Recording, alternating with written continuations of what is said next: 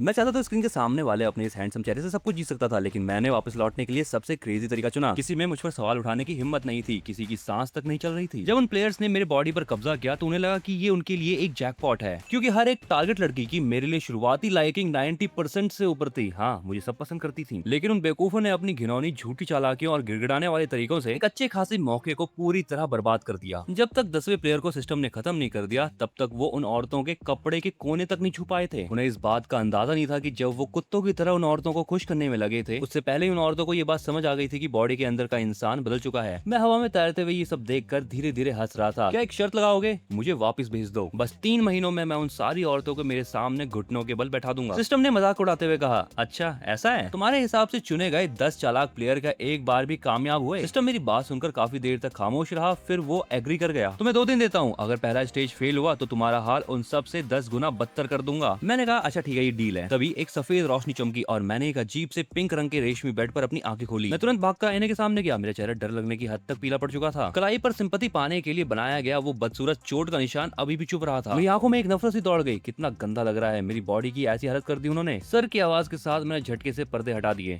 और तेज धूप ने पल भर में मेरे कमरे को रोशनी से भर दिया। अब वक्त आ गया है कि मैं अपना सब कुछ वापस लूं। तभी बटलर ने दरवाजा खोला और अंदर आया। वो बस बोलने ही वाला था, बड़े साहब, घर के मालिक ने आपको बुलाया है। मैंने बिना सोचे उस सस्ते कागज के तारों से भरी कांच की बोतल को एक झटके में जमीन पर गिरा दिया। कांच के टुकड़े और वो सस्ते कागज के तारे पूरे जमीन पर बिखर गए। सच कहूं तो वो कचरा था जिसे पिछले प्लेयर ने पूरे 1 महीने की मेहनत से तैयार किया था, ताकि वो उसे ले जाकर उस लड़की को खुश कर सके। मेरा तो उस पर देखने का भी मन नहीं था। मैं उन कागज के टुकड़ों को लात मारते हुए सीढ़ियों से नीचे उतरा। डाइनिंग रूम का माहौल ऐसा था कि किसी का भी दम घुट जाए। मेरे पापा फांग फू फाइनेंशियल रिपोर्ट देख रहे थे और उन्होंने अपना सिर तक नहीं उठाया। अपने इस बेटे से जो न सिर्फ रास्ते से भटक गया था, बल्कि पूरे शहर का मजाक बन चुका था, वो उससे पूरी तरह निराश हो चुके थे। तुम्हारी काली करतूतें पूरे शहर में फैल चुकी है। आज से मॉरिस एकेडमी जाने की जरूरत नहीं है। अब और खानदान की नाक मत कटवाओ। मैंने कुर्सी खींची और बैठ गया। मेरी आवाज उनकी आवाज से ज्यादा ठंडी और भारी थी।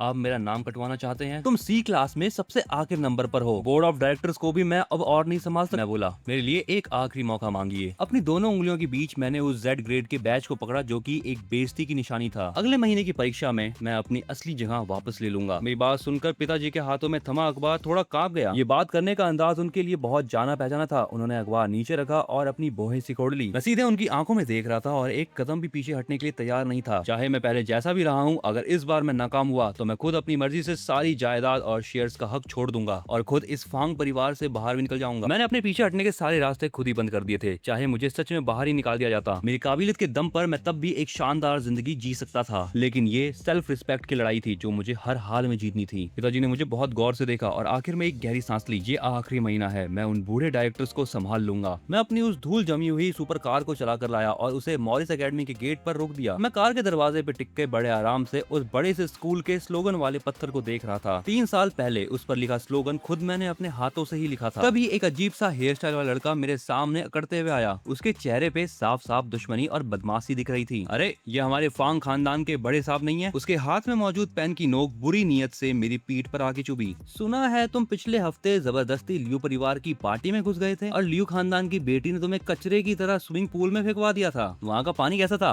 पीने में मजा आया? मेरे आसपास जितने भी लोग खड़े थे वो इस बात को सुनकर जोर से हंसने लगे। ओ हाँ, याद आया। सुना है तुम्हारी हिम्मत बाई डायरेक्टर के पियानो को छूने की भी हुई थी, जिसका रिजल्ट ये हुआ कि तुम्हें भी पियानो के साथ साथ बाहर फेंकवा दिया गया था। अब ये बात सुनने के बाद सब और ज्यादा जोर से हंस रहे थे। ठीक उसी वक्त मेरे दिमाग में रोबोट जैसी चढ़ाने वाली एक आवाज गूंजी। First stage task, target person है बाय निंगमिंग। बाय निंगमिंग के इमोशंस का उतार चढ़ाव 50 तक पहुंचना चाहिए। बचा हुआ समय 47 घंटे 59 मिनट। बाय निंगमिंग इस पूरे शहर की सबसे कम उम्र की म्यूजिक जीनियस, संगीत की दीवानी थी और बाई खानदान की वारिस भी। ओ, तो पिछले प्लेयर को जबरदस्ती बाहर फेंकवा दिया गया था।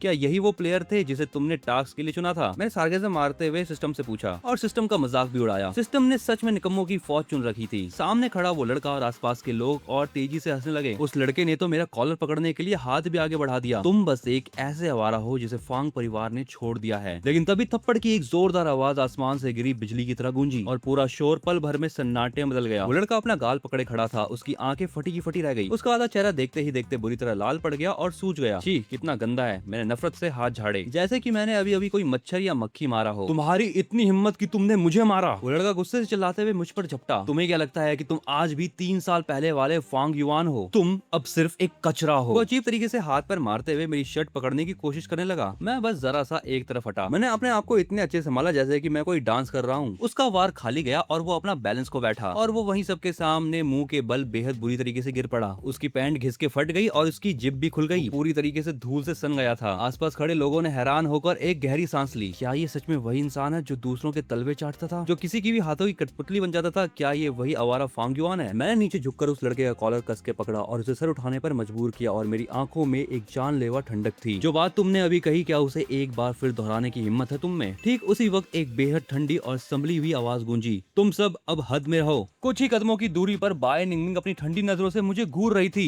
सिस्टम का नोटिफिकेशन आया, टारगेट बाय निंगमिंग अब लॉक हो चुकी है। उसकी आपके लिए लाइकिंग वैल्यू अभी -70 है। उसकी लंबी और खूबसूरत उंगलियां एक फाइल के पन्ने पलट रही थी, जो कि मेरी हरकतों और सजाओं के लिए एक लंबा चौड़ा रिकॉर्ड था। मैं वहां से हटा नहीं, बल्कि मजे लेते हुए मैंने अपने दोनों हाथ बांध लिए और बेझिझक अपनी नजरों से उसे ऊपर से नीचे तक देखने लगा। बाय निंगमिंग को मेरा इस तरह सीधे घूरना अजीब लगा। उसकी बोहें थोड़ी और सिकुड़ गई। 13वीं बार स्कूल के डिसिप्लिन को तोड़ना, 5वीं बार मारपीट करना। फांग युआन, स्कूल के नियमों के मुताबिक स्टूडेंट काउंसिल के पास तुम्हें सस्पेंड करने का पूरा हक है। लेकिन मैं डरा नहीं, बल्कि एक कदम और आगे बढ़कर मैं उसके बिल्कुल करीब आ गया। मेरी उंगलियों ने उसकी यूनिफॉर्म के कॉलर को हल्के से छुआ और उस महंगे कपड़े के ऊपर से ही मैं उसी कॉलर बोन के पास उंगली से घेरा बनाने लगा। ये वही जगह थी जहाँ मैंने कभी उसकी कॉलर बोन पर अपने दांतों के निशान छोड़े थे। क्या हमारी प्रेसिडेंट इतनी ही कड़ी और नियमों की पक्की है? ये सुनते ही बाय निंगमिंग की आंखों में गुस्सा आ गया। वो मेरा हाथ झटकने ही वाली थी, लेकिन तभी मेरे शरीर से निकलने वाली वो बेहद मनमोहक खुशबू की नाक में समा गई। उसकी आंखों की पुतलियां एकदम से खुल गई, क्योंकि ये खुशबू सिर्फ असली फांग युआन की ही हुआ करती थी। आसपास तमाशा देख रही भीड़ के मुंह से अचानक हैरानी की चीख निकल पड़ी, जैसे कि उन्होंने दुनिया का कोई अजूबा देख लिया हो। बाय निंगमिंग तुरंत होश में आई। तभी उसे एहसास हुआ कि हम बहुत अजीब पोजीशन में थे और काफी ज्यादा करीब थे। उसने बेहद गुस्से और सख्ती में मेरी कलाई पकड़ ली और पूरी ताकत से मेरा हाथ पीछे मरोड़कर मुझे उस ठंडे स्लोगन वाले पत्थर पर टिका दिया। स्टूडेंट काउंसिल की वो बेहद संस्कारी और कड़क प्रेसिडेंट आज पूरे स्कूल के सामने इस निकम्मे और गिड़गिड़ाने वाले लड़के के साथ इस हालत में उलझी हुई थी। उस संगमरमर की ठंडक मेरी यूनिफॉर्म को चीरती हुई मेरे पीठ में चुभने लगी, जिससे मुझे भी थोड़ा गुस्सा आया और थोड़ी नीचे झुकी। उसकी गर्म सांसें और छुपा हुआ गुस्सा मेरे कानों के पास महसूस हो रहा था। उसकी आवाज इतनी धीमी थी कि सिर्फ हम दोनों ही सुन सकते थे। तुम्हारी कोई औकात नहीं है कि तुम इस खुशबू का परफ्यूम इस्तेमाल करो। चलो जाओ, भागो यहाँ से अपने क्लास सी में। अगर दोबारा तुम्हारी कोई गलती मेरे हाथ लगी तो मैं खुद तुम्हें इस मॉरिस एकेडमी से धक्के मारकर बाहर निकालूंगी। सिस्टम की वो बकवास रोबोटिक आवाज फिर से मजे लेते हुए गूंजी। बाय निंगमिंग की लाइकिंग वैल्यू अब -80 हो चुकी है, लेकिन मेरे होठों पर एक हल्की सी मुस्कान आ गई। ये वैल्यू जितनी खराब और माइनस में होगी उतना ही अच्छा है। इस चीज से साफ पता चलता था कि उसे उन नकली प्लेयर से कितनी नफरत हो चुकी थी। अब जैसे ही मैंने क्लास सी का दरवाजा धक्का मारकर खोला, वहाँ चल रहा सारा शोर एक झटके में शांत हो गया। साफ था कि बाहर जो कुछ भी हुआ उसकी खबर पूरे स्कूल में फैल चुकी थी। उन सब की नजरों में मेरे लिए ताने, नफरत और एक अजीब सा शक छुपा हुआ था। मैंने उनकी तरफ ध्यान न देते हुए सीधे कोने में मौजूद अपनी उस धूल से सनी हुई पुरानी सीट की तरफ कदम बढ़ा दिया। तभी एक सुनहरे बालों वाली लड़की ने अजीब से लहजे में ताना मारा, इतना स्टाइल क्या मार रहे हो? आखिर हो तो तुम एक बेकार कचरा ही जो जल्द ही यहाँ से लात खाकर निकलने वाला है। ये लड़की सी क्लास की मॉनिटर लियान शिन थी और सुबह जिस लड़की की मैंने पिटाई की थी वो उसकी सबसे बड़ी चमची थी। समय पर वो अपने दोस्त का बदला लेने के लिए उतावली हो रही थी। मेरे कदम रुक गए। मैं धीरे से पीछे घूमा। मेरे चेहरे का वो बेफिक्र अंदाज गायब हो चुका था और उसकी जगह एक डरा देने वाली ठंडक आ गई थी। मेरी आवाज ज्यादा तेज नहीं थी, लेकिन वो किसी ठंडे खंजर की तरह हर किसी के कानों में चुभ रही थी। तुम बहुत बकवास करती हो। लियान शिन का दिल मेरी उस नजर को देखकर जोर से धड़क उठा और पल भर में उसकी पीठ पसीने से भीग गई, लेकिन वो मानने को तैयार नहीं थी। उसे लगा कि वो एक निकम्मे लड़के से कैसे डर सकती है। उसने अपने डर को छुपाने के लिए और ऊंची आवाज में चिल्लाकर कहा, क्या मैंने कुछ गलत कहा? तुम पूरे दिन एक कुत्ते की तरह अमीर घर की लड़कियों के आगे पीछे पूंछ हिलाते रहते हो। दूसरों की नजरों में तुम्हारी औकात एक जोकर से ज्यादा नहीं है। हवा को चीरती हुई एक बेहद तेज और पैनी आवाज गूंजी और लियान शिन की चीखती हुई आवाज वहीं के वहीं टिक गई। उसके कुछ बाल कटते हुए जमीन पर गिरे। उसने कांपते हुए अपनी गर्दन घुमाकर देखा। एक फाउंटेन पेन उसके कान के पास मौजूद दीवार में गहराई तक धंसा हुआ था। वो दीवार के अंदर काफी अंदर तक जा चुका था और उसकी कनपट्टी से आधे इंच की दूरी पर था। पूरी क्लास में सन्नाटा छा गया, लेकिन मैं तब तक आराम से अपनी सीट पर बैठ चुका था और बेहद बेफिक्री से अपने हाथ में एक दूसरा पेन घुमा रहा था। मेरे होठों पर एक कमाल की मुस्कान थी। मैंने नजरें उठाई और धीरे से मुस्कुराते हुए कहा, माफ करना, हाथ फिसल गया था। पूरी क्लास के होश उड़ गए। लियान शिन का चेहरा पूरी तरह सफेद पड़ गया था। उसके पैर कांप रहे थे और उसके गले से एक अटकी हुई और दबी हुई आवाज निकली, कोई बात नहीं फांग। ठीक उसी वक्त क्लास का पीरियड शुरू होने का घंटा बज गया, जिसने एक तरीके से उस लड़की की जान बचा ली। ये पीरियड फाइनेंशियल इन्वेस्टमेंट का था और पोडियम पर इस फील्ड के सबसे बड़े और बुजुर्ग प्रोफेसर खड़े थे। प्रोफेसर ने टेबल थपथपाई और कहा, सब लोग अपना होमवर्क आगे बढ़ाओ। दिखाओ। मैंने अपनी भौहें सिकोड़ी और धूल भरे बैग में से मुड़ा तोड़ा कागज का पन्ना निकाला। ये एक बेहद पेचीदा और मुश्किल इंटरनेशनल बिजनेस डील की एक एनालिसिस रिपोर्ट थी, लेकिन इसकी बैकग्राउंड काफी मजेदार थी। इस होमवर्क का संबंध शैंग परिवार से था। प्रोफेसर होमवर्क इकट्ठा करते हुए लगातार अपना सिर हिला रहे थे और निराश हो रहे थे। ये सी क्लास के लोग सिर्फ फालतू की आशिकी और शायरी जैसी चीजें लिखते हैं। ये सीधे सीधे फाइनेंस सब्जेक्ट की बेइज्जती है। By the way, homework student council की प्रेसिडेंट सांग सिंची के कहने पे दिया गया था ताकि शांग परिवार जो अफ्रीका में एक बड़ी डील करने जा रहा है उसमें कुछ मदद मिल सके। सांग सिंची गिने चुने उन जीनियस लोगों में से थी जिसे प्रोफेसर ने देखा था।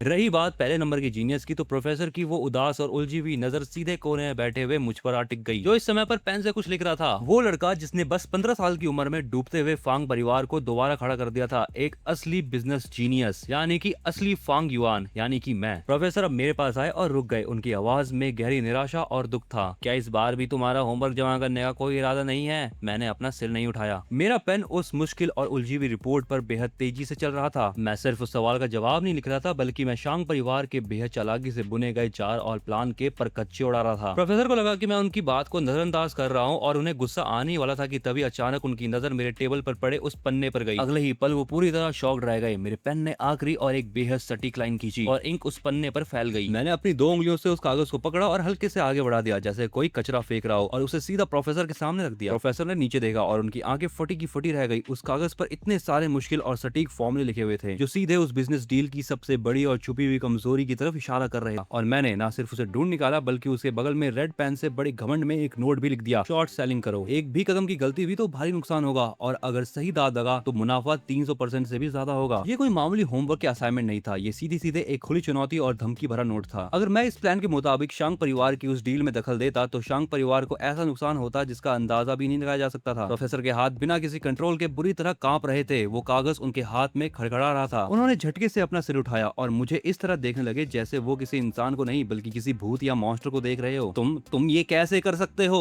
मैंने अपना हाथ अपने चिन के नीचे रखा, बेहद आलस से अपनी पलकें उठाई और उनकी तरफ देखते हुए बोला, क्यों? क्या प्रोफेसर साहब को लगता है कि मेरे इस जवाब में कोई गलती है? प्रोफेसर के चेहरे का रंग बार बार बदलते रहा। आखिरकार उन्होंने एक गहरी सांस ली और बेहद सावधानी से उस कागज को मोड़ा। ये रिपोर्ट मैं खुद प्रेसिडेंट शांग के हाथ में सौंपूंगा। प्रेसिडेंट शांग यानी शांग सिंची। ये सुनते ही पूरी क्लास में खलबली मच गई। वो जो सबसे ऊपर सबकी पहुंच से दूर स्टूडेंट काउंसिल के प्रेसिडेंट है और शांग परिवार के अगले वारिस शांग सिंची। उनकी बातें सुनकर मैं बस धीरे से मुस्कुराया, जैसी आपकी मर्जी। इसके बाद मैंने अपना सिर घुमाया और खिड़की के बाहर देखने लगा। मैंने बहुत धीमी आवाज में खुद से कहा, चलो अच्छा ही है, मैं भी स्टूडेंट काउंसिल के प्रेसिडेंट से मिलना चाहता हूँ। स्टूडेंट काउंसिल का ऑफिस, प्रेसिडेंट शांग। ये सी क्लास से लेकर वाई क्लास की रिपोर्ट है। असिस्टेंट ने सावधानी से फाइलों का एक बड़ा सा ढेर टेबल पर रख दिया, लेकिन सांग सिंची ने अपना सिर तक नहीं उठाया। उसकी नजरें पूरी तरह सामने रखे फाइनेंशियल मॉडल पर टिकी थी। सी क्लास से वाई क्लास तक के लोग उसके लिए बस एक फालतू के शोर की तरह थे। वो खुद भी नहीं जानती थी क्यों उसके दिल के कोने में अजीब सी बेचैनी थी जो कि जाने का नाम नहीं ले रही थी। पर जब सारी रिपोर्ट उसके सामने थी तो उसे लगा कि वो जरूरत से ज्यादा सोच रही है। थोड़ी देर बाद असिस्टेंट ने उसे बताया कि आज फिर से बाइनिंग ने एक पियानो को तोड़ दिया। असिस्टेंट ने बहुत डरते हुए ये बात कही, अच्छा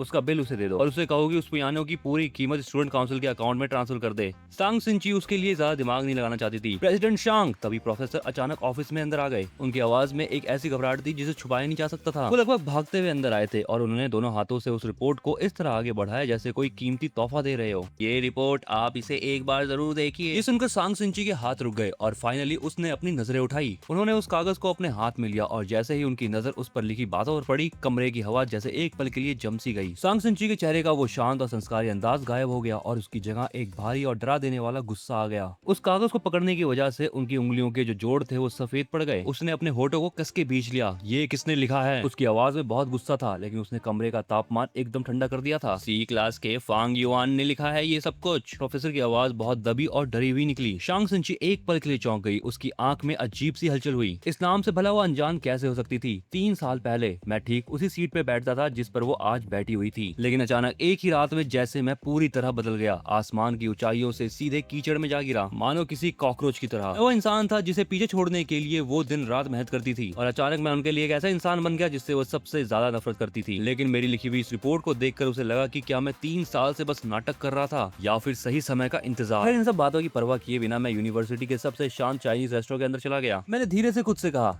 यहाँ का माहौल बिल्कुल शांत है, जैसा मुझे चाहिए था ठीक वैसा है। मैं विंडो के किनारे वाले एक सीट पे जाके बैठ गया। खिड़की से आती हुई धूप मेरे चेहरे पे एक कमाल की चमक बिखेर रही थी। मैंने आराम से हल्का फुल्का खाना ऑर्डर कर दिया, एक हाथ से अपनी चिन को सहारा दिया और बेफिक्री से खिड़की के बाहर बने गार्डन को देखने लगा। लियू साहिबा। तभी एक लड़के की अजीब सी मीठी की आवाज गूंजी जिसने वहाँ का सन्नाटा तोड़ दिया। ये सुनकर मैंने अपनी नजरें थोड़ी सी घुमाई। मुझसे कुछ ही दूरी पर लियू रुआन बैठी थी। वो लियू परिवार की वो वारिस थी जिसने मुझे कभी स्विमिंग पूल में फिकवाया था। वो यहाँ पर एक लड़के के साथ आके बैठ रही थी। लियू साहिबा, क्या आज रात आप मेरे साथ वक्त बिताएंगी? उस लड़की की आवाज में एक अजीब सा खिंचाव और चापलूसी थी। लियू रुआन के होठों पर एक बेफिक्र और ठंडी मुस्कान थी। उसने बस ऊपर ऊपर से उस लड़के की पीठ थपथपाई। बात मानो, मुझे कुछ काम है। वो लड़का थोड़ा सा चिढ़ गया और जिद करते हुए बोला, लियू साहिबा, आप हमेशा ऐसा ही करती हैं, है ना? क्या आपके दिल में मेरे सिवा कोई और है? उसने अपनी बातों ही बातों में इशारा करते हुए खिड़की के पास बैठे मेरे उस शांत और बेफिक्र अंदाज की तरफ देखा। मैं सुना है कि फांग खानदान के बड़े साहब का बर्ताव आज कुछ बदला बदला है और उनके तौर तरीके काफी खतरनाक हो गए हैं। कहीं ये सब फिर से आपका ध्यान खींचने के लिए तो नहीं? या हो सकता है कि उसका कोई नाटक हो? लियू रुआन ने आखिरकार अपनी झुकी हुई नजरें धीरे से उठाई और उस लड़के के देखने की दिशा में खिड़की के पास बैठी मेरी उस शख्सियत को अपनी नजरों में कैद कर लिया। सूरज की रोशनी मेरे चेहरे को चमका रही थी। मेरी पलकें झुकी हुई थी जैसा मेरा इस दुनिया से कोई लेना देना ही ना हो। मेरी आंखों में ना तो कोई दीवानगी थी और ना ही कोई चापलूसी। उसमें बस एक एटीट्यूड था जो कि सामने वाले को चुभ रहा था। लियू रुआन ने एक हल्की सी हंसी निकाली जिसमें साफ साफ नफरत और मजाक उड़ाने का अंदाज था। वो उसकी नजरें मेरी तरफ टिक गई जैसे कोई शिकारी अपने शिकार की कीमत लगा रहा हो। उसकी इतनी औकात? उसकी आवाज ज्यादा ऊंची नहीं थी लेकिन उस शांत रेस्टोरेंट में सबको साफ साफ सुनाई दे रहा था। आसपास बैठे और भी लोग अब मेरी तरफ ही देखने लगे थे। उस जैसे इंसान की तरफ अगर मैं एक नजर भी देख लूं तो मुझे घिन आती है। तब जाकर मैंने बहुत धीरे से अपना सिर उसकी तरफ घुमाया। मेरे चेहरे पर इस बेइज्जती का ना तो कोई गुस्सा था और ना ही कोई शर्मिंदगी, बल्कि मैं तो और आराम से अपनी कुर्सी पर टिक के बैठ गया था। मेरी उन ठंडी और बेफिक्र आंखों में एक अजीब सा परखने का अंदाज था। मैंने बिना किसी जल्दबाजी के ऊपर से नीचे तक लियू रुआन को सर से लेकर पैरों तक बहुत गौर से देखा। मेरी वो नजर ऐसी थी जैसे मैं किसी बेहद घटिया और रद्दी चीज की कीमत आंक रहा हूँ। मैंने अपने होठ खोले और बस एक शब्द कहा,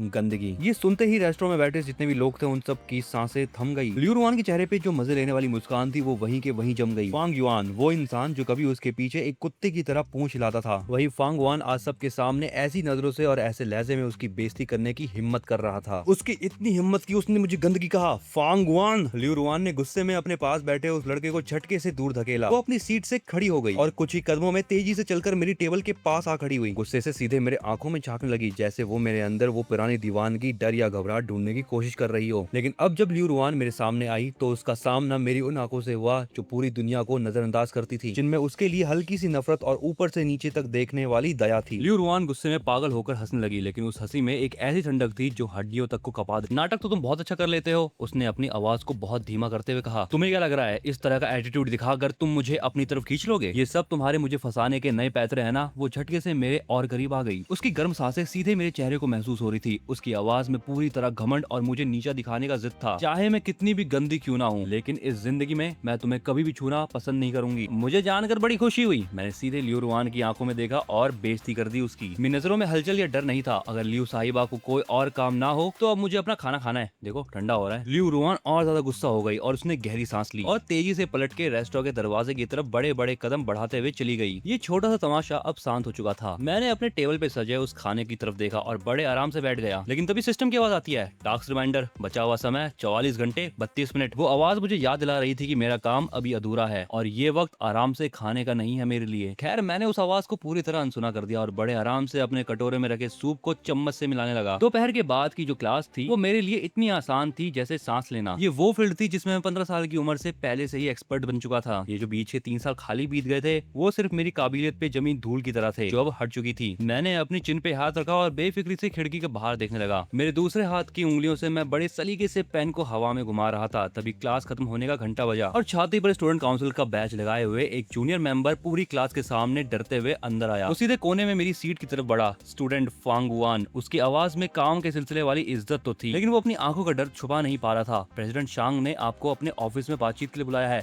मैंने बहुत धीरे से अपनी नजरें उठाई और आने वाले लड़के को बस एक नजर से देखा। मेरी आवाज बहुत शांत थी, जाकर शांग सिंची से कह दो अगर वो मुझसे मिलना चाहती है तो खुद चल के यहाँ आए। ये सुनते ही पूरी क्लास सी में सन्नाटा पसर गया। बस आधे ही दिन के अंदर मैंने अपने एटीट्यूड से सबकी ऐसी की तैसी कर रखी थी। अब किसी में मुझ पर सवाल उठाने की हिम्मत नहीं थी। किसी की सांस तक नहीं चल रही थी। शाम के वक्त मैं स्कूल के गेट पर खड़ी अपनी उस सिंपल सी गाड़ी की तरफ बढ़ा। कार के पास फांग परिवार के सबसे पुराने और खास मैनेजर चेन खड़े थे। उन्होंने आगे बढ़कर मुझे एक साफ तौलिया दिया। छोटे साहब अपने हाथ साफ कर लीजिए। मालिक और छोटी साहिबा फांग श्याओ दोनों ही मेन विला में आपका इंतजार कर रहे हैं। फांग श्याओ ये नाम मैनेजर चेन ने बहुत साफ साफ और दबा कर लिया था। सुनते ही मेरी उंगलियों की हलचल एक पल के लिए रुकी जिसे कोई देख भी नहीं सकता था। मैंने बहुत धीरे से खुद को कहा, फांग शियाओ, वही जो मॉरिस एकेडमी की सबसे होनहार स्टूडेंट रह चुकी है। इन 3 सालों में जब मैं यहाँ नहीं था, वो धीरे धीरे मेरी जगह लेने वाली मेरी दूर की चचेरी बहन है। अब कार फांग परिवार के उस आलीशान और बड़े विला के गेट के अंदर आ गई। पूरा हॉल रोशनी से जगमगा रहा था, लेकिन वहाँ का माहौल बहुत भारी और तनाव से भरा था। पिताजी फांग फू सोफे पर बैठे थे, उनकी बोहें बुरी तरह सिगड़ी हुई थी। खानदान के कई बड़े डायरेक्टर्स दोनों तरफ की सीटों पर बैठे थे और उनकी नजरों में मेरे लिए बस शक था। लेकिन जो मेरा ध्यान सबसे ज्यादा खींच रही थी वो थी पिताजी के बगल में खड़ी लड़की फांग शियाओ। वो काफी लंबी थी और उसने बहुत सुंदर सी ग्रे रंग की एक फॉर्मल ड्रेस पहन रखी थी, जो कि उसकी पर्सनैलिटी को बहुत ज्यादा निखार रही थी। इस समय उसकी नजर बिना किसी हलचल के मेरी तरफ टिक गई। आ गए तुम। पिताजी की भारी आवाज ने उस चुभने वाले सन्नाटे को तोड़ा। उनकी आवाज में थकावट और एक अजीब सा शक साफ महसूस हो रहा था। इस पूरे माहौल को देखकर मेरे होठों पर एक हल्की सी मुस्कान आ गई। मैंने बड़े आराम से हॉल में बैठे सभी लोगों को देखा और आखिर में अपनी नजरें फांग शियाओ के उस खूबसूरत लेकिन बर्फ जैसे ठंडे चेहरे पर टिका दी। क्या आप सब मेरा इंतजार कर रहे थे? फांग शियाओ ने अपना चश्मा ठीक किया। बोर्ड ऑफ डायरेक्टर्स के फैसले के मुताबिक पिताजी ने बहुत भारी आवाज में कहना शुरू किया,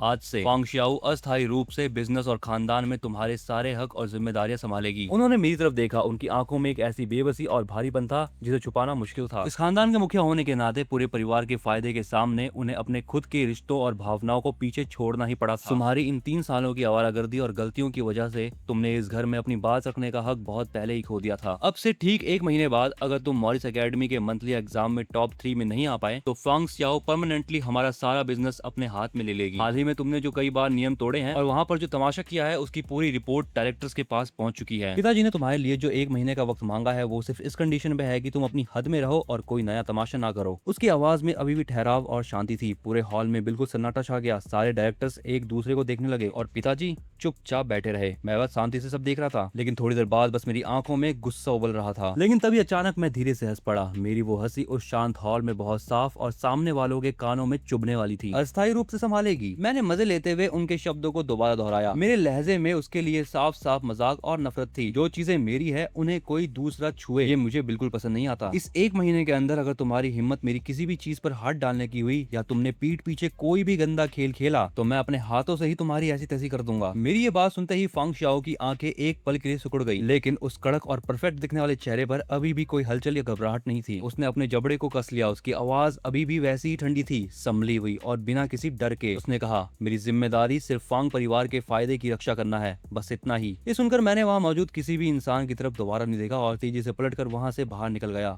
अगला दिन, टास्क रिमाइंडर, बचा हुआ समय 23 घंटे 5 मिनट। लगता है अब तुम्हें याद दिलाने के तरीके को बदलना पड़ेगा। काम में ढील देने की कीमत एक छोटी सी सजा है। सिस्टम के उस रिमाइंडर के साथ मेरे शरीर में एक अजीब सी हलचल हुई, जैसे कि कोई सुइयां चुभ रही हो। वैसे ही एक दर्द मेरी रगों में बहने लगा। ये चीज हाई डायमेंशन की तरफ से एक चेतावनी थी जो मुझे टास्क में देरी करने की सजा दे रही थी। मैं एक शांत जगह पे गया और हंसते हुए कहा, क्या तुम्हारा सब्र जवाब दे रहा है? लगता है हाई डायमेंशन के लोगों के पास भी अपनी कमजोरियां होती हैं। थोड़ी देर बाद मैं बहुत आलीशान तरीके से मॉरिस एकेडमी में चला गया। Student Fang Yuan. तभी पीछे से एक बर्फ के पहाड़ से बहने वाले ठंडे झरने जैसी साफ और सुरीली आवाज गूंजी, जिसने पल भर में आसपास के शोर को पूरी तरह शांत कर दिया। मेरे कदम जरा रुके और मैं धीरे से पीछे घूमा। सांग सिंची खुद अपने सामने से हटती हुई भीड़ के बीच से रास्ता बनाते हुए सीधे मेरी तरफ चली आ रही थी। मैंने कहा, अरे प्रेसिडेंट शांग साहब खुद ही यहाँ पधारे हैं। मैंने भौहें थोड़ी ऊपर उठाई। मेरे लहजे में एक मजे लेने वाला अंदाज साफ था। पता नहीं ऐसा क्या जरूरी काम आ गया है जिसके लिए आपको खुद यहाँ तक चलकर आना पड़ा। सांग सिंची के होठों पर एक बहुत परफेक्ट मुस्कान आ गई। फांग युआन, कल जो तुमने फाइनेंशियल रिपोर्ट बनाई थी मुझे उसमें काफी दिलचस्पी है। उसकी नजरें पूरी तरह मुझ पर आके टिक गई। पता नहीं मुझे अब ये मौका मिलेगा या नहीं कि तुम मेरे साथ स्टूडेंट काउंसिल के ऑफिस में चल के इस पर थोड़ी बातचीत करो। मैंने भी उसके जवाब में वैसी ही एक परफेक्ट मुस्कान बिखेरी, लेकिन मेरी आंखों के अंदर भी कोई अपनापन नहीं था। जब आप इतनी प्यार से मुझे बुला रही हैं तो मैं मना कैसे कर सकता हूँ? और इस तरह आसपास के लोगों की जलन से गुजरते हुए मैं शांग सिंची के साथ उस स्टूडेंट काउंसिल के रूम में चला गया। स्टूडेंट फांग, सांग सिंची अपनी सीट पर बैठी नहीं, वो उस बड़ी सी कांच की खिड़की के सामने जाके खड़ी हो गई। उसकी पीठ सुबह की धूप की तरफ थी। मुझे फालतू की बातें करके समय बर्बाद करना बिल्कुल पसंद नहीं है। तुम बहुत अच्छे जानते हो कि तुम्हारी वो रिपोर्ट शांग परिवार के इस सबसे खास प्रोजेक्ट के लिए क्या मायने रखती है, जिसे बनाने में हमें सालों लगे हैं। मैंने उसकी बात का कोई सीधा जवाब नहीं दिया। मैं बस बड़े ही आराम से सोफे पर टिक के बैठा था। मेरी उन ठंडी और बेरुखी से भरी आंखों में सब कुछ पहले से ही जान लेने का एक भरोसा था और मैं बस शांति से उसे देखता रहा। सांग सिंची पीछे घूमी। उसकी नजरें सीधे मेरी आंखों में चुभ रही थी। अगर मैं ये चाहूँ कि तुम इस रिपोर्ट की बातों को पूरी तरह राजी रखो ताकि शांग परिवार का ये प्रोजेक्ट बिना किसी रुकावट के आगे बढ़ सके,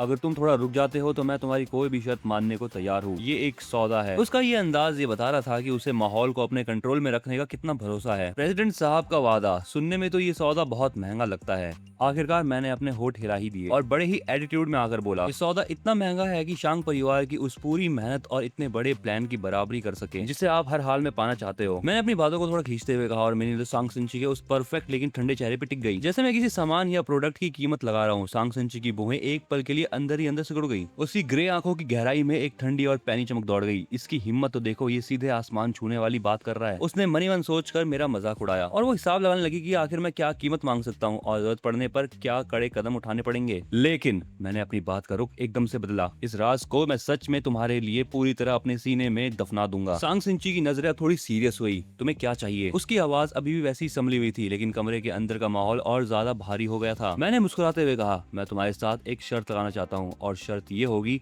कि अगले महीने के एग्जाम में पूरे कॉलेज में पहले नंबर रैंक 1 पर कौन आता है। मैं थोड़ा सा रुका ताकि मैं सांग सिंची की आंखों में एक पल के लिए आने वाली उस हैरानी के मजे ले सकूं, और फिर मैंने अपनी बात का सबसे बड़ा और भारी पत्ता सामने फेंक दिया। रही बात इस शर्त की बाजी की, अगर तुम हार गई तो ये स्टूडेंट काउंसिल के प्रेसिडेंट की कुर्सी मेरी होगी। मेरी नजरें बिना किसी डर के उसके ऊपर टिक गई। मैं बेझिझक उसकी उस बेहद खूबसूरत गर्दन के हिस्से से लेकर उसकी कॉलर बोन तक अपनी नजर घुमा रहा था। और इसी के साथ ही तुम्हें मेरा गुलाम बनना होगा। मेरी ये बात सुनते ही अचानक एक बेहद गहरी और कभी न दबने वाली नफरत का एहसास किसी जहरीले बैल की तरह सांग सिंची के दिलो दिमाग पे छा गया। अच्छा, तो बात आखिरकार घूम फिर के यहाँ तक आ गई है। तुम्हारा ये दमदार कमबैक, ये टैलेंट, ये धमकी, इन सब का आखिरी मकसद अभी भी बस मुझसे तुम्हारी गुलामी करवाना चाहता है। तुम्हारी ये ख्वाहिश ही बेकार है। उसकी आंखें पल भर में बर्फ जैसी ठंडी और तीखी हो गई, लेकिन उसने अपनी विल पावर के दम पे उस नफरत और गुस्से को अंदर ही दबा लिया। सिस्टम अलर्ट, टारगेट सांग सिंची की लाइकिंग अफेक्शन गिरकर -50% हो चुकी है। मेरे दिमाग में सिस्टम की चेतावनी साफ साफ गूंजी, लेकिन मेरे चेहरे की मुस्कान जरा भी कम नहीं हुई। उल्टा वो और भी ज्यादा गहरी और कातिलाना हो गई। मुझे उसकी इस नफरत से कोई फर्क नहीं पड़ता था और ना ही उसके इस गुस्से से। मैं बस बड़े ही आराम से सोफे पर पीछे की तरफ झुक गया और अब मेरी नजरें किसी खरीदार की तरह थी, जिसमें सिर्फ एक चीज को परखने का अंदाज था, जैसे कोई किसी सामान की वैल्यू देख रहा हो। अब बड़े आराम से मैंने एक बार फिर से सांग सिंची को सर से लेकर पांव तक अच्छी तरह अपनी नजरों से नापा। मेरी लंबी उंगलियों के बीच फंसा पेन हवा में धीरे धीरे उसके चेहरे का नक्शा सा बना रहा था। अब मैंने बहुत धीमी आवाज में खुद से कहा, ये बहुत कमाल की गुलाम बनेगी। मैं इससे बहुत खुश था और बात सिर्फ इतनी सी थी कि सांग सिंची मेरी नजरों के मायने बहुत अच्छे से समझ रही थी। ये कोई प्यार नहीं था, ना कोई दीवानगी थी, बल्कि ये एक बेहद क्रूर और ठंडे दिमाग से किया गया और सोचा समझा चाल थी। मुझे बस उसे अंदर से बेइज्जती महसूस करानी थी। पूरे ऑफिस में एक भयानक सन्नाटा पसरा हुआ था। सिर्फ हम दोनों की नजरें एक दूसरे से टकरा रही थी, जैसे हवा में कोई अनदेखी चिंगारी सुलगा रहा हो। काफी देर बाद सांग सिंची ने आखिरकार बहुत धीमे से अपने होठ खोले। उसकी आवाज भारी और शांत थी, लेकिन ऐसा लग रहा था जैसे वो किसी जमी हुई झील की गहराई से निकल कर आ रही हो, जिसमें चुभने वाली ठंडक थी। मंजूर है। उसने मेरी शर्त मान ली थी और हाँ भी कर दी थी। उसका ये एटीट्यूड उसकी रग रग में बसे उस भरोसे से आता था। वो हर किसी को कुचल सकती थी। उसका अल्टीमेट सेल्फ कॉन्फिडेंस। तुम जीत नहीं सकते, भले ही तुम्हारा खोया हुआ टैलेंट अचानक जाग गया हो, लेकिन इन 3 सालों में जो खाई हमारे बीच बनी है उसे तुम महज इस आधे महीने में पार नहीं कर सकते। मेरी समझ की जो आखिरी ऊंचाई है वो उसकी नजरों में रास्ते में पड़े एक मामूली पत्थर से ज्यादा कुछ नहीं थी। उसने मुझसे कहा, रही बात उन अफवाहों की कि तुम 3 साल से अपनी ताकत छुपा रहे थे, तो मैं तुम्हारी इस बकवास पर बिल्कुल यकीन नहीं करती। जरा पिछले 3 सालों को याद करो। तुम कॉलेज के गेट पर हाथ में कागज के सस्ते सितारे लिए ल्यू रुआन का इंतजार करते थे। तुम बड़ी बड़ी पार्टियों में ल्यू सुआन के पीछे भागते थे और सिक्योरिटी गार्ड तुम्हें घसीट कर बाहर फेंक देते थे। तुम बाय निंगमिंग की एक मामूली सी नजर पाने के लिए अपनी बेइज्जती भी करवाने लगते थे। इन 3 सालों में तुमने ना अपनी इज्जत मिट्टी में लाई है, बल्कि पूरे फांग परिवार के बिजनेस के आगे बढ़ाने के सारे रास्ते बंद कर दिए हैं। इतनी बड़ी और भारी कीमत चुकाना सिर्फ एक कमबैक के नाटक के लिए। ये बात पूरी बेतुकी और बकवास थी, जिसमें नुकसान के सिवा कुछ नहीं था। और अगर तुम हार गए तो? सांग सिंची की आवाज में एक कड़ा और आखिरी फैसला सुनाने जैसा अंदाज था। उसकी आंखें चील की तरह मुझ पर पूरी तरह लॉक हो चुकी थी, जैसे किसी शिकारी की नजर अपने शिकार पर होती है। ये सुनकर मेरे पतले होठों पर एक गहरी मुस्कान आ गई, जैसे मैंने अंजाम पहले से ही देख लिया हो। मैं ये मान लूंगा कि फाइनेंशियल रिपोर्ट कभी थी ही नहीं और मैं शांग परिवार के इस बड़े बिजनेस प्रोजेक्ट में कभी दखल नहीं दूंगा। मैं थोड़ा सा रुका और अपनी बात की रफ्तार थोड़ी धीमी की, जिसमें सब कुछ दाव पर लगा देने का जुनून था। और इसके साथ ही मैं अपनी मर्जी से हमेशा के लिए मॉरिस एकेडमी को छोड़ दूंगा और इस शहर के 8 बड़े रईस खानदानों की वारिसों की लिस्ट से मैं अपना नाम भी हटा लूंगा। नहीं। सांग सिंची का शरीर थोड़ा सा आगे की तरफ झुका, अपने दोनों हाथ टेबल पे जोर से टिकाए। उसकी आवाज बेहद भारी और धीमी थी। मुझे चाहिए कि तुम मॉरिस एकेडमी के बीचों बीच बने उस कॉलेज मैनिफेस्टो पिलर के नीचे घुटनों केवल बैठो और पूरे कॉलेज के प्रोफेसर और स्टूडेंट्स के सामने अपने मुंह से ये कबूल करो कि तुम पिछले 3 सालों से कितने बेवकूफ घटिया इंसान रहे हो और जो तुमने मुझसे बात कही कि तुम मुझे अपना गुलाम बनाना चाहते हो, वो बात कितनी घिनौनी थी। और इसके बाद हमेशा के लिए इस मॉरिस एकेडमी से दफा हो जाओ, इस पूरे शहर से निकल जाओ और अपने पूरी जिंदगी कभी दोबारा यहाँ कदम मत रखना। सिर्फ ऐसी भयानक शर्त ही उसे उस बेइज्जती और अपमान से राहत दिला सकती थी जो मेरी नजरों ने उसे दी थी। मैंने बड़े ही शांत होकर उसे देखा। मेरी आंखों में डर का एक कतरा तक नहीं था। मेरा वो पीला सा चेहरा इस गजब के रोमांच की वजह से अजीब तरीके से लाल हो गया था। आखिरकार मेरे होठों से बस एक शब्द निकला,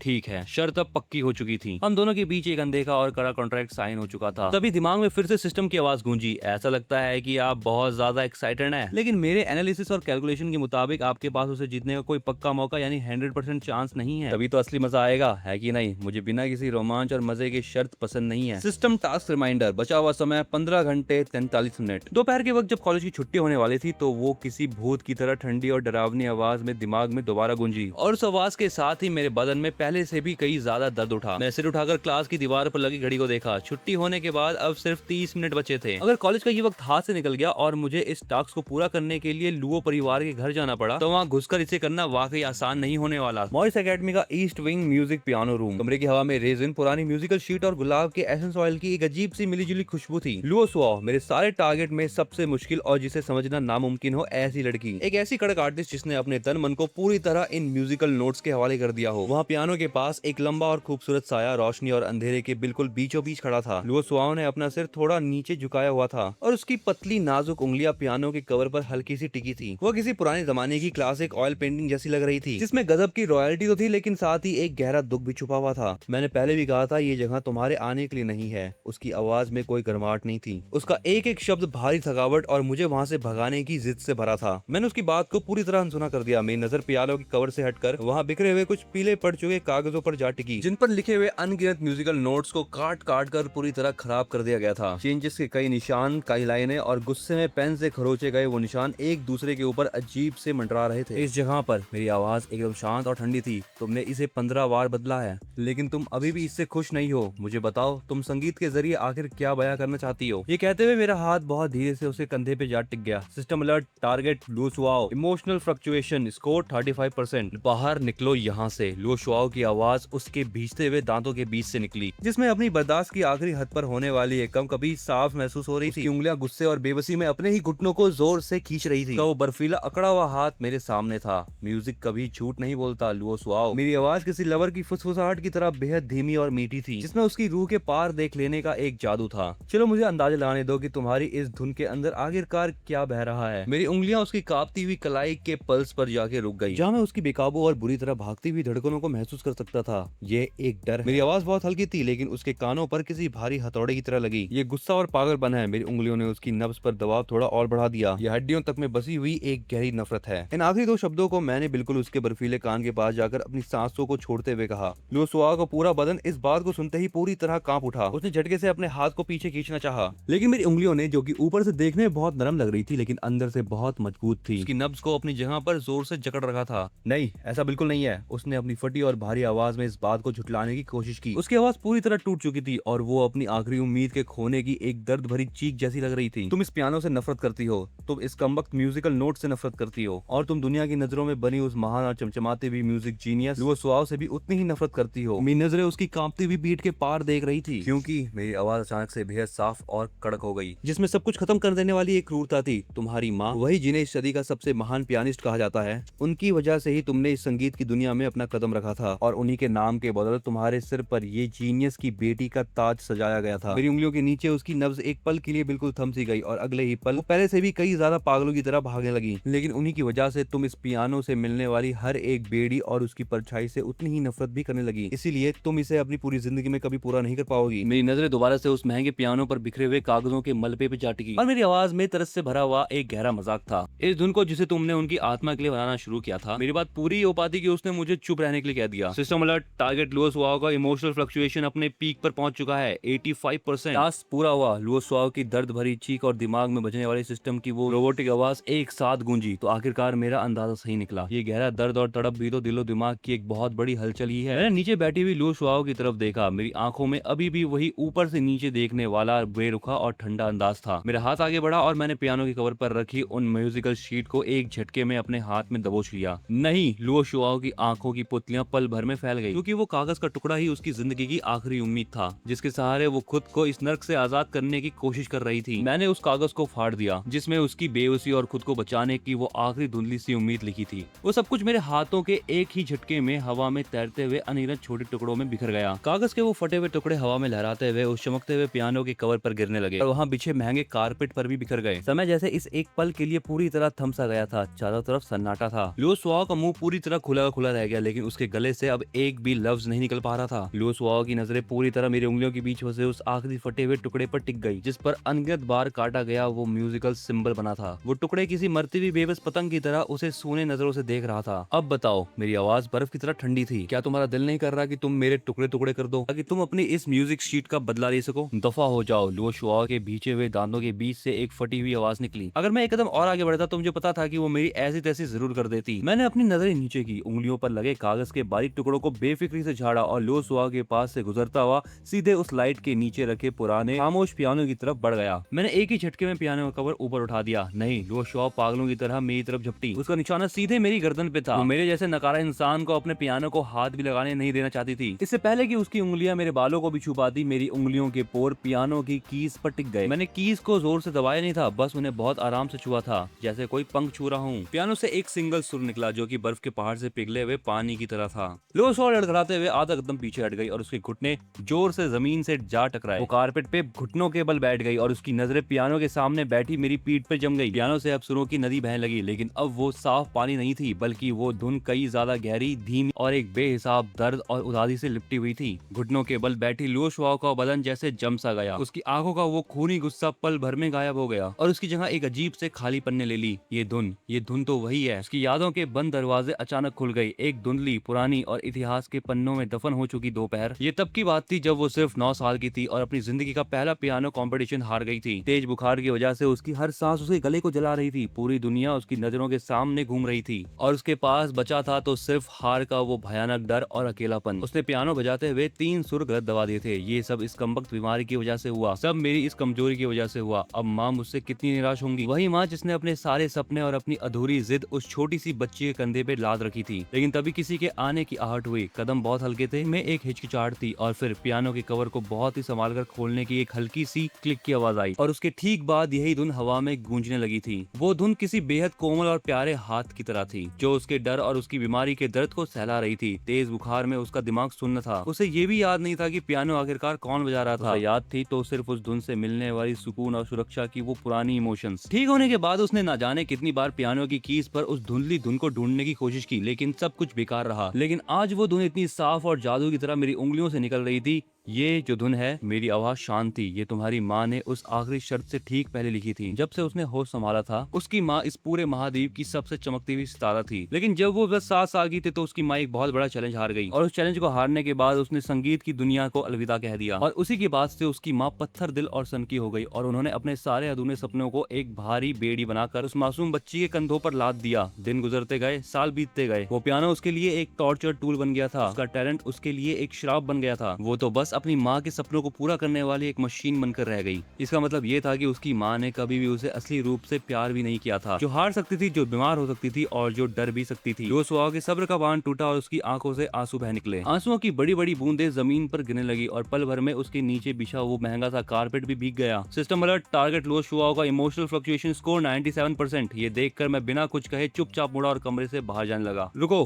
पीछे से लुओ शुआओ की कांपती हुई आवाज आई। मैं बिना रुके चलता रहा और मैंने पीछे मुड़ के नहीं देखा। मुझे उम्मीद है कि तुम मुझे वो धुन जरूर सुनाओगी। मेरा लहजा बिल्कुल सीधा था और उसमें कोई इमोशन नहीं था, लेकिन उसमें एक ऐसा अंदाज था जिसे टाला नहीं जा सकता था। वो धुन जिसे तुम खुद अपनी मर्जी से बनाओगी, तुम्हारी अपनी असली धुन। टास्क काफी अच्छे से पूरा हुआ, तारीफ के लिए शुक्रिया। होठों पे मुस्कान आ गई, लेकिन मेरी आंखों में कोई खुशी या हंसी नहीं थी। मैंने बहुत धीमी आवाज में खुद से कहा, इस तरह सिस्टम द्वारा अपनी गर्दन पर तलवार लटकते महसूस करना वाकई बहुत बकवास एहसास है। इस टास्क के इनाम के तौर पर आप मुझसे कोई भी एक मदद मांग सकते हैं, जैसे कि आपके आने वाले मंथली एग्जाम में चीटिंग कराना। सिस्टम की वो रोबोटिक आवाज बिल्कुल स्पष्ट थी, लेकिन उसके शब्दों के पीछे जो साफ साफ सार्केज्म छुपा था वो सीधे मेरे दिमाग पे जाके लग गया। इसकी कोई जरूरत नहीं है। मेरी होठों की मुस्कान और गहरी हो गई और मेरी आंखों की गहराई में सब कुछ कुचल देने वाला एक बेरुखा आत्मविश्वास था। लेकिन एक चीज में मुझे तुम्हारी मदद जरूर चाहिए। मेरी कलाई पर बने इस भद्दे निशान को हमेशा के लिए मिटा दो। मैंने अपनी कलाई ऊपर उठाई और अपने बाएं हाथ की उंगली से दाएं हाथ के उस जख्म को धीरे से छुआ। वो निशान जिसे मिटाने के लिए न जाने कितनी महंगी दवाइयों का इस्तेमाल किया गया था, अब काफी धुंधला पड़ चुका था। मुझे ये निशान आंखों में चुभता था। दूसरे प्लेयर्स की वजह से मेरे शरीर पे जो निशान पड़े थे, मैं उसको एक एक करके मिटा देना चाहता था। तभी मेरी कलाई पर एक हल्की सी गर्माहट महसूस हुई और वो कांटों जैसा दिखने वाला स्कार धीरे धीरे हवा में गायब हो गया। Student council office. सांग सिंची अपनी बड़ी सी ऑफिशियल टेबल के पीछे बड़ी रौब से बैठी थी और वो अपनी उंगलियों को बिना सोचे समझे टेबल पे थपथपा रही थी। वो टक टक की आवाज साफ बता रही थी कि उसका दिमाग अंदर से उतना शांत नहीं है जितना वो ऊपर से दिखा रही थी। तभी वो बोली,